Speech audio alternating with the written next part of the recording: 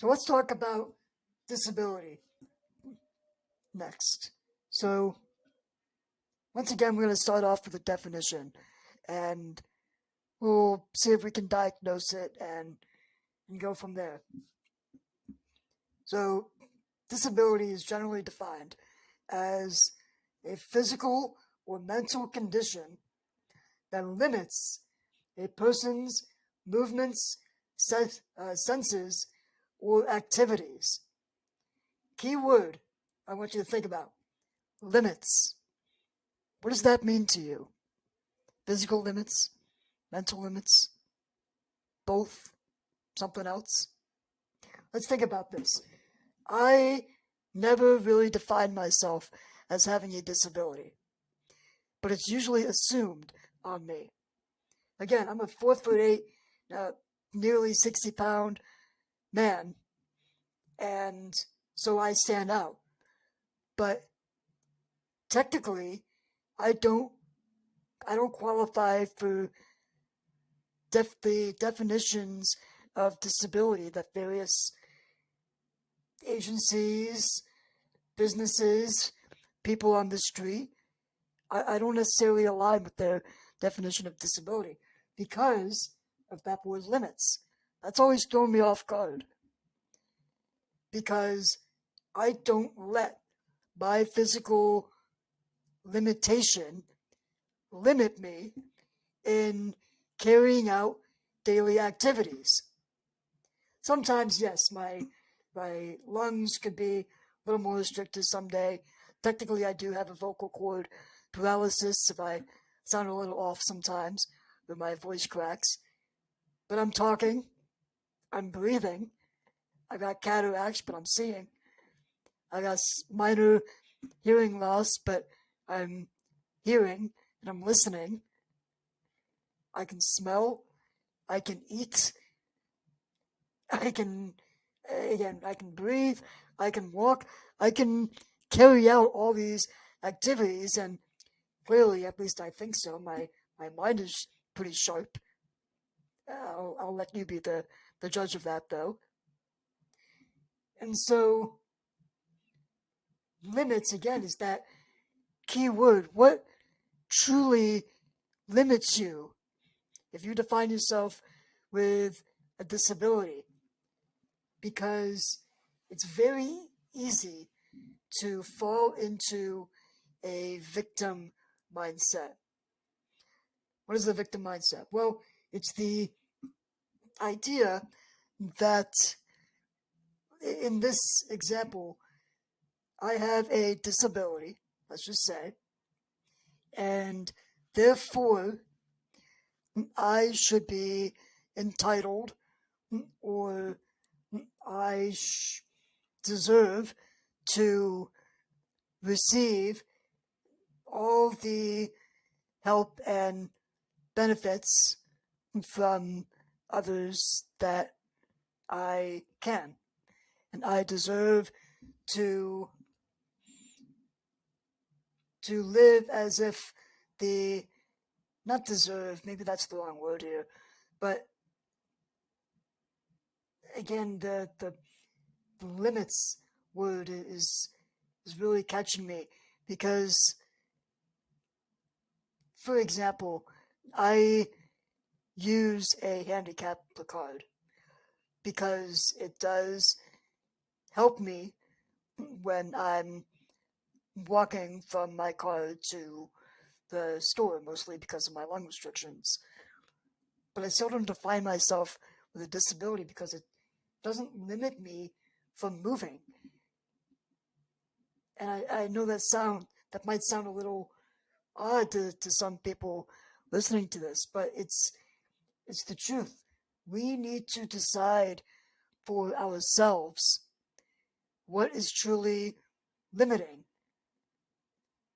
If disabilities were truly, let's just say generalities, in a world where all disabilities were limiting our movement, senses, or activities to such an extent that it almost inhibits our ability, then why do we have such things as handicap cards? Because they can drive, or if they're a passenger, they can get in a car with or without help. They can possibly walk, maybe not, or they can at least move themselves around in a wheelchair or can, however you get around. How limiting is that condition? A lot of it is relative. My body does now somewhat or can limit me from playing, say, ping pong for an extended period of time or doing any kind of sports. I love playing ping pong, but I don't much anymore just because I know how my body responds to all that activity. But that doesn't necessarily prevent me from going out. I can go out and play ping pong right now if I wanted to, and still be physically okay as long as I take care of myself. So in that sense, it is somewhat limiting. But again, it's half the battle is mindset. It's how do you think about what limits you, and if you can accept or improve on, or not even think about what is limiting you, you become limitless, and you can begin to break free of the disabled mindset. It can be quite the powerful thing. So, last story I'll talk about here is when I worked for Amazon for a little while in a warehouse, and so when I entered again, I didn't identify myself as a disabled person because I didn't think I could still do the job.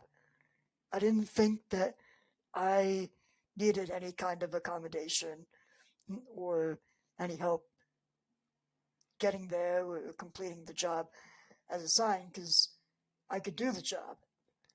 Maybe not as efficiently as others, but I could do the job despite my limitations. They're only limitations because they were situational. Being in a warehouse environment, I was picking up a lot of boxes, but I was able to only pick up the boxes that I could carry, that I could lift. So that wasn't limiting to me. It was only limiting to me when a 50-pound box came down the line, and I didn't even need to touch that anyways, because I couldn't lift it. It wasn't safe to lift. And so I didn't. I left it to somebody who could. So that's not really a limitation if you're not expected to do exactly what everybody else is doing in a different way, if that makes any sense. So eventually I did have to apply for accommodations in that position as well as in a human resources position later on with the same company. And overall, it was an eye-opening experience. In some ways it was exhausting, and in other ways, once I got what I needed, it was very beneficial to me. But I learned that our disabilities, a lot of the time, are situational. We're only disabled or limited, if you will, by our surroundings. So what kind of disability is that? How disabled are you if it depends on your surroundings?